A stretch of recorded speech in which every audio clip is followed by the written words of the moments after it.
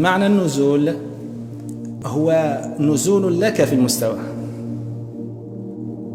نزول إدراك، نزول شهود ووجود كذلك، فأنت تترقى فيه وهو يتنزل لك.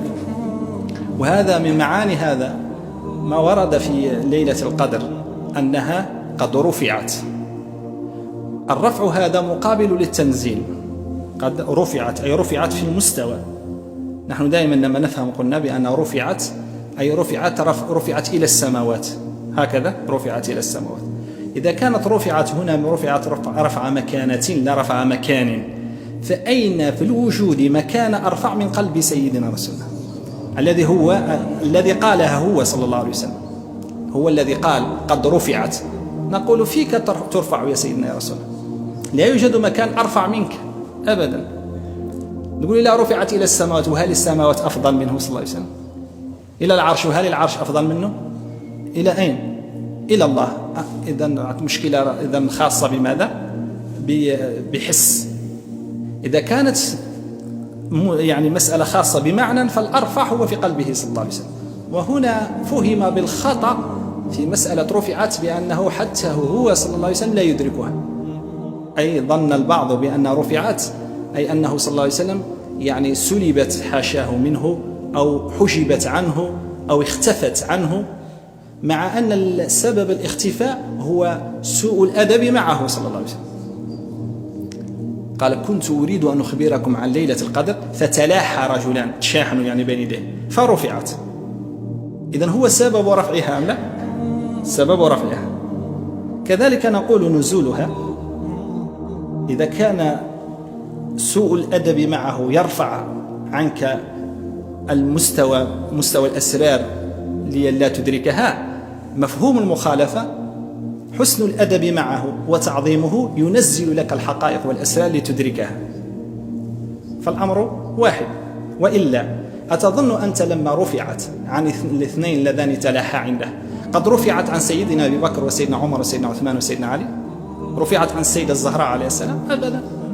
سيدي عبد العزيز الدباغ لما قال له تلميذه قالوا بأن ليلة القدر لا يدركها سيدنا رسول الله، قال غضب رضي الله عنه، مع أنه كان في بعض الأحيان يوافق ما بين الظاهر والباطن، ولكن لما رأى أن هذه المسألة لا علاقة لا بظاهر ولا بباطن ولكن بفهم عقيم، ولم يقل صلى الله عليه وسلم أنا لا أدركها، قال رفعت.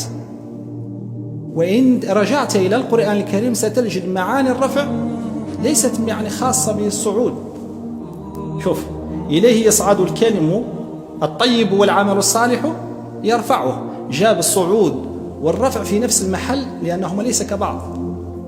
إليه يصعد الكلم الطيب والعمل الصالح يرفعه، يرفع يعني مكانة، أو يرفع الله الذين آمنوا منكم والذين أوتوا العلم درجات،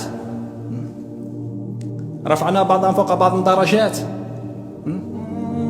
هذا الرفع لا شك أنه ليس في بيوت أذن الله أن ترفع ويذكر فيها اسمه.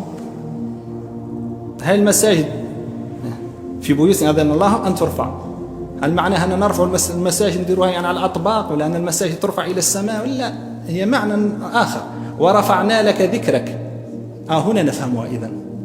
فالذي رفع ذكره يرفع به كل شيء صلى الله عليه وآله وسلم، وبه يتنزل. فالذي نزلت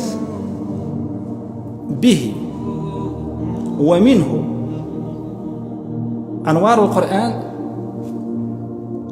هو الذي ترفع فيه وإليه صلى الله عليه وسلم ليلة القدر. إذا كان هو سبب النزول فهو سبب الرفع، أو هو الذي يكون فيه الرفع صلى الله عليه وسلم. إذن معاني النزول هنا يا سادة عندها معاني عميقة، لا شك أنها مدارج خاصة بماذا؟ بحضرة القرآن الكريم، بحضرة النواميس الوحي.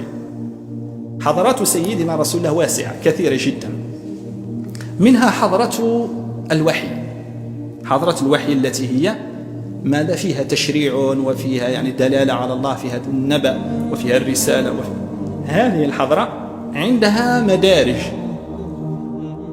ما هيش يعني كما نقولوا احنا على بساطة وعلى السذاجة، معنى أنه يعني كلمة تلقى ثم يلقيها صلى الله عليه وسلم، حاشاها صلى الله عليه وسلم. ولكن قلنا سابقا بأن هناك انفعالات روحانية وهناك تنزلات ورفع والملائكة يعني كل وقت صعود ونزول.